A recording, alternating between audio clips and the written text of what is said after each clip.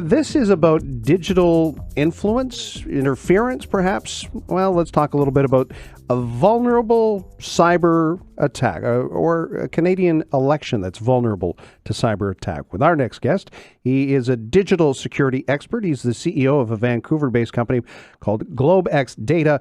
And joining us on the conversation is Alain Giailly. And thank you very much for being a guest on our show today, sir.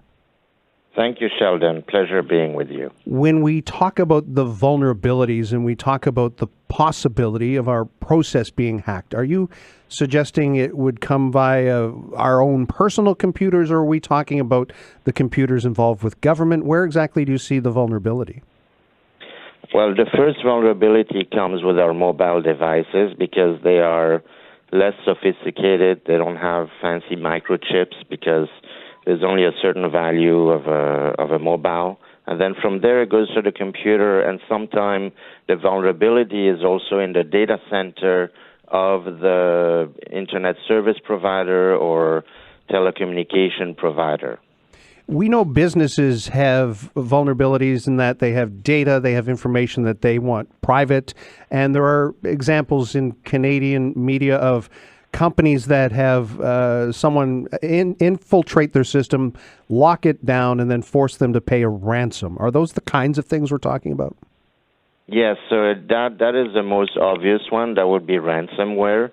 But there's also invisible ones. There was recently a GIF image, I guess, that was sent through WhatsApp, and then people click on it, and then essentially your entire device has the bug. And they also search your contact list, and that spreads like that to infinite. So the obvious one would be a business gets locked down. They are essentially hostage of this hacker until they pay and they can get access to their data, because most people have all of their files on their computers. They don't even back it up. They don't use secure cloud systems. So when that computer is locked up, basically their business is shut down, because data is the lifeblood of any business. But there's a lot more malicious, invisible versions of hacking as well. Alain Giailly is here with us. He's the CEO of Vancouver-based GlobeX Data Limited. So what is the end game? Is it always about money? We're worried about influence over our election. Who really cares? What's in it for a company to try and influence our election? That's actually a very different point. So it's all about money at the mass market and business level.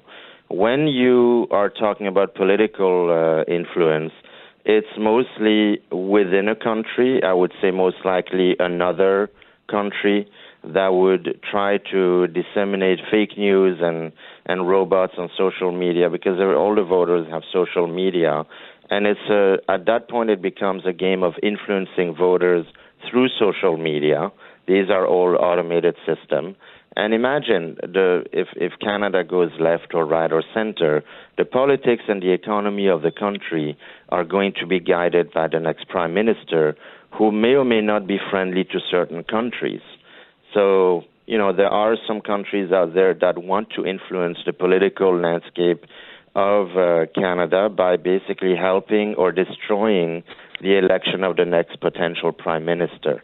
It has big ramifications globally, essentially. I recall not long ago there was a billboard campaign that went up, so very much low-tech media, which is a sign that people drove past, and it was about immigration. It had to do with one of the political parties and their leader. And when we trace back the money to who paid for it, it turns out it was a company that trades in proteins. So very much you would have to make the connection that the candidate and the party that's against supply management has been influenced, or this company that trades in protein is interested in perhaps the policy of supply management. But that's a hard... This is actually, if I may, Sheldon, this is a very intelligent way to do it. This is exactly how they profile all of us on through our social media profile, our activities, our location device. So, for example, in this case, it could be targeting the meat eaters, which they may have a typical stereotypical of a more of a conservative value and right wing, etc.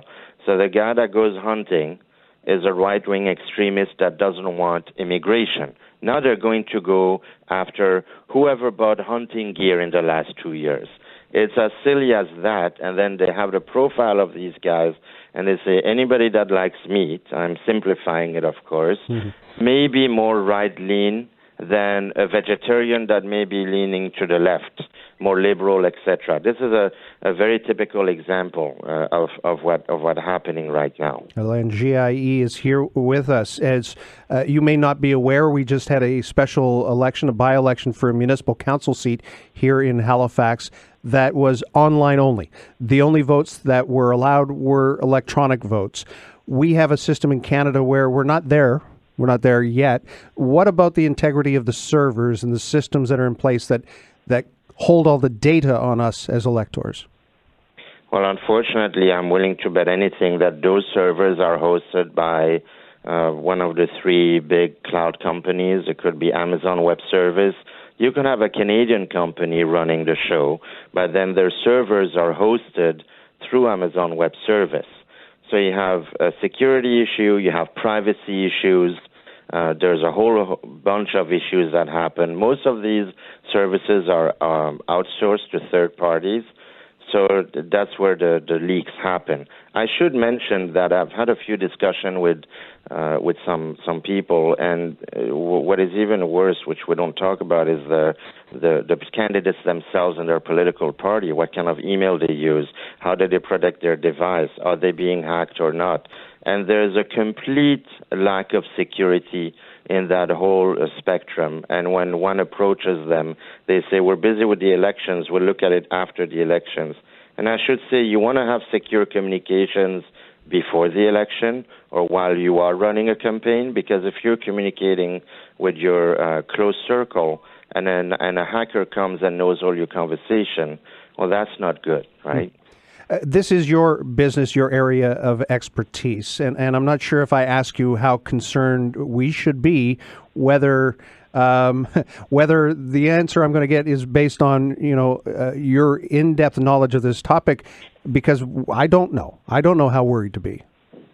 Well, I'm from Switzerland myself. We are very skeptical and conservative people.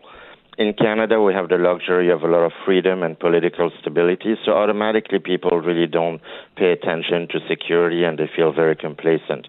We should be extremely worried, and we should start by thinking about securing more our data, about reducing our footprint on social media, and sometimes you have to pay for a service that's going to have an identity theft protection or a secure email.